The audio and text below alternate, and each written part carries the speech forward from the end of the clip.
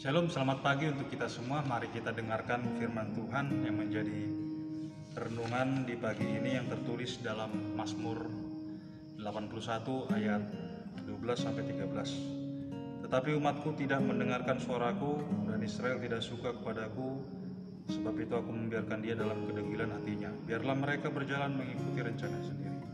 Demikian firman Tuhan. Bapak, Ibu, dan Saudara yang terkasih, pernahkah kita merasa menyesal setelah mengalami sesuatu yang buruk? Karena itu mungkin keangkuhan kita dan tidak mau mendengarkan nasihat orang atau orang tua atau firman Tuhan itu sendiri. Dalam perjalanan hidup ini kita sering mengalami seperti itu. Keangkuhan atau kekeraskepalaan kita kerap membuat kita terjatuh dan menjadi menyesal, sehingga harus belajar dengan keras dari pengalaman pahit. Padahal kalau saja kita mau sedikit saja patuh, semua itu harusnya tidak perlu kita alami.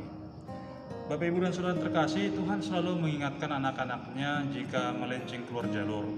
Tapi seringkali kita dan menganggap perkataan Tuhan itu terlalu mengekang.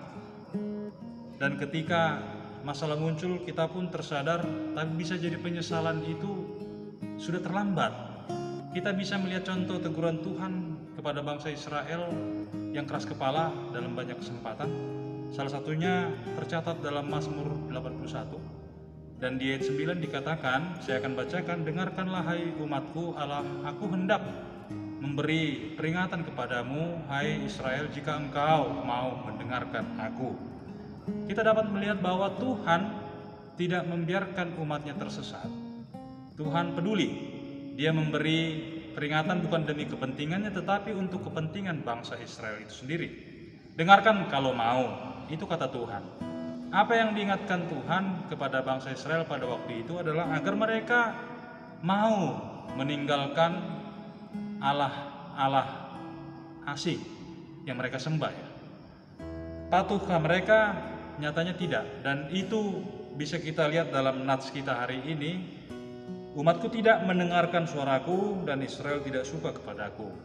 Bangsa Israel tampaknya lupa dan menganggap remeh pengalaman mereka sendiri bahwa Tuhan telah menuntun mereka keluar dari tanah perbudakan untuk menuju tanah perjanjian. Bukannya patuh, tapi malah keras kepala dan menolak Allah apa yang ditulis dalam ayat ini. Mereka menganggap Tuhan sebagai pribadi yang egois dan penuntut. Keangkuhan itu pun kemudian membuat Tuhan membiarkan mereka dengan pilihannya. Dikatakan, sebab itu aku membiarkan dia dalam kedegilan hatinya, biarlah mereka berjalan mengikuti rencananya sendiri. Bapak, Ibu, dan Saudara yang terkasih dalam Tuhan, kita bisa melihat betapa keangkuhan, kekeraskepalaan akan membawa dampak buruk bagi kita. Resikonya jelas, nyata, dan bisa jadi pada suatu ketika berubah menjadi sesuatu yang fatal. Kita kerap menganggap bahwa sifat keras kepala, membantah, selalu melawan ketika dilarang, juga cepat tersinggung ketika diingatkan itu adalah hal wajar. Wajar adanya.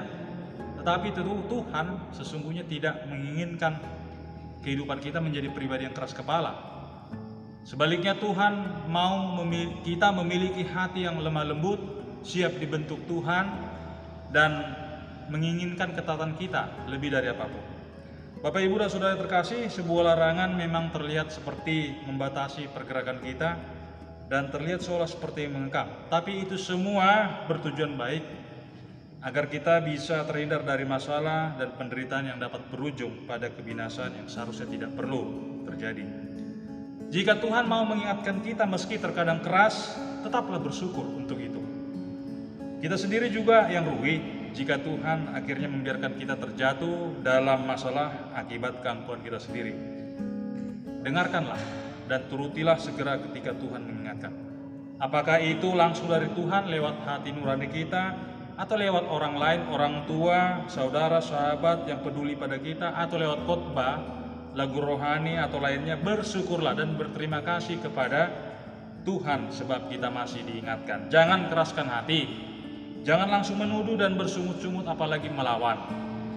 Sebab larangan atau peringatan yang baik yang kita terima sesungguhnya bisa mencegah kita dari bencana yang akan kita sesali sendiri kelak.